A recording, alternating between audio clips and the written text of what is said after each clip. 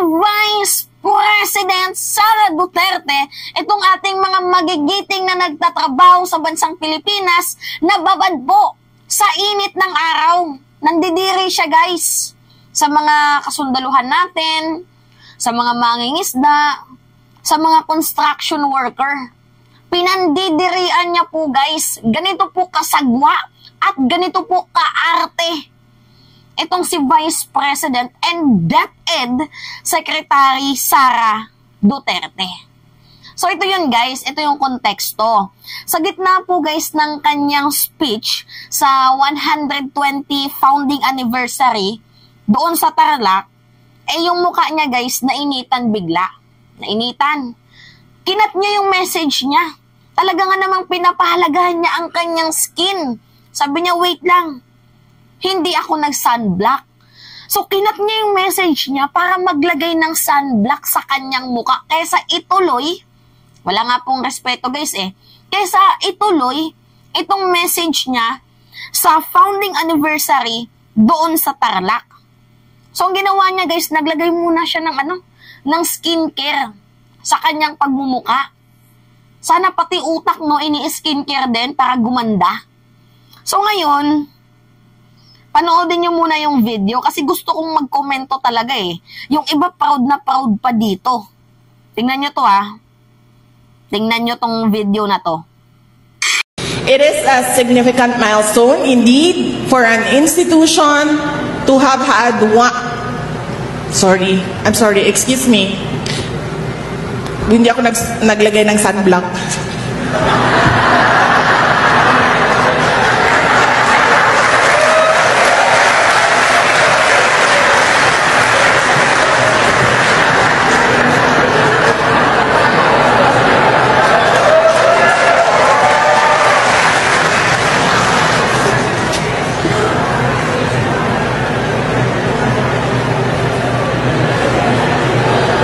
Lou? Yes. Thank you.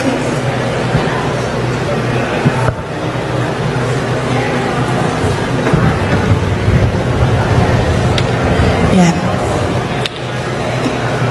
Let me congratulate the Department of Education Schools Division of the Province of Tarlac for successfully organizing the celebration of your 120th founding anniversary. Yan. Rinig nyo? Kinat niya yung message niya para lang mag-sunblock, para mag-skincare. Diba? Instead na ituloy ang message niya, pwede naman siyang, diba? After niya mag-message, maglagay siya ng sunblock. Pero guys, ano nga ba yung portrayal ng message na to? Maarte po ang ating Vice Presidente. Mantakin nyo nagpo-promote siya ng ROTC. Diba? Military mandatory military training services. Nagpo-promote siya, guys, ng ROTC. Pero ano yung nakakatawa dito at nakakasagwa? Nagpo-promote siya ng ROTC, pero siya mismo ayaw niyang naiinitan. Ayaw niyang nabababad yung kanyang mukha sa init. Ano yung military mandatory training? Diba babad sila, guys, sa init? Diba nakababad sila sa init? Tapos itong si Inday, puro lang bunganga ang ginagamit pero hindi niya pala kayang i-apply sa kanyang sarili. Sana yung mga government official, mini-military mandatory services training din. Hindi yung puro lang kayo nasa aircon, puro lang kayo bunganga, tapos kami dito yung pinapahirapan ninyo. Diba, guys? Pansin nyo? Takot siya sa init. So, ano ibig sabihin yan? Pinandidirian niya. Nandidiri siya sa mga trabaho ng mga kababayan nating Pilipino na mga maiitim. O yung construction worker, di ba? Mga maiitim din yan kasi babad sila sa init. Nandidiri siya. Nandidiri din sa military, sa mga military forces natin, sa mga kasundaluhan na babad sa training.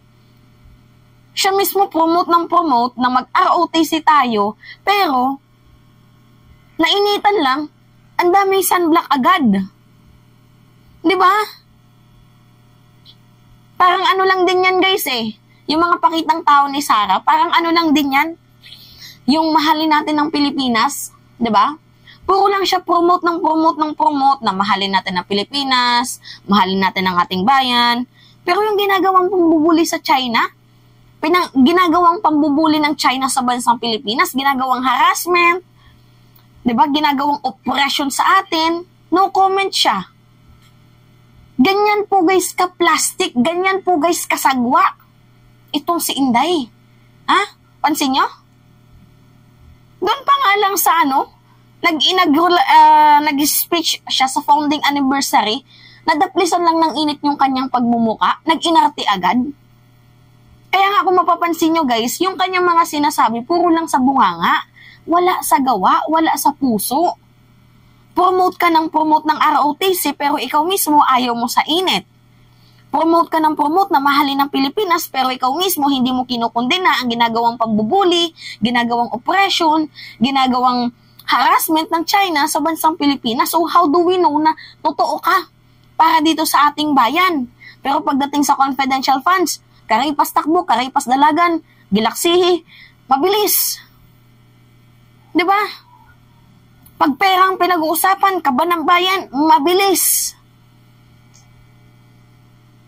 Pero yung pagpo-promote for peace,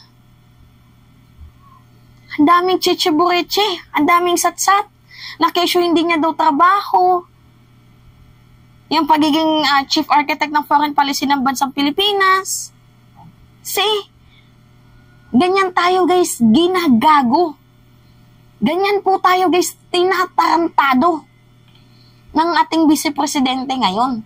Kaya nga sabi ko sa inyo guys, kung tumakbo man tong presidente, wag nyo tong iboboto. Kasi pag ibinoto nyo to guys, nasa pahamak tayo. Pinapahamak niya ang ating bayan. Yung, kunyari baka mamaya magsabi yan, sige magkodita tayo. Yung mga ganon, yung puro lang bunganga, pero wala sa gawa. Pansin nyo, yung magpo-promote ka na dapat mahalin ang ating bayan, pero ikaw mismo, hindi minamahal ang ating bayan, nagpo-promote ka ng ROTC. Yung ROTC, yung Military Mandatory Training Services na yan, yung training nila babad sa araw, pero ikaw mismo, takot sa araw. See? Ganyan po guys ka-double standard. Itong ating vice-presidente ngayon, kaya wala to guys, wala to. Mga mabibilis lang sa confidential funds pero sa pagtatrabaho dito sa ating bayan, wala to, wala. Hindi natin maaasahan. Ano? Ayo guys, ano yung comment nyo dito sa sa pinakita nating video? Ano yung napansin nyo? Diba? Maarte, masagwa, double standard. Ha? Paano ko nasabing double standard? Gusto ROTC pero ayaw na naiinitan siya. Mahalin Pilipinas pero siya mismo hindi pinapagtanggol tayo sa ginagawang harassment pambubuli ng China pero nagiging abogado siya ni Kibuloy. Ganyan po guys yung pagiging double standard niya. Yung kinukontra niya mismo ang kanyang sarili. Tinatarantado talaga tayo nito eh. Tapos ipapares pa siya kay Padilla. Naku po, ano na lang mangyayari sa bansang Pilipinas. Anyway, yun lamang ho guys, at it's me again, si Mima Alicia nyo, tagbabalik ulit para sa ating panibagong video.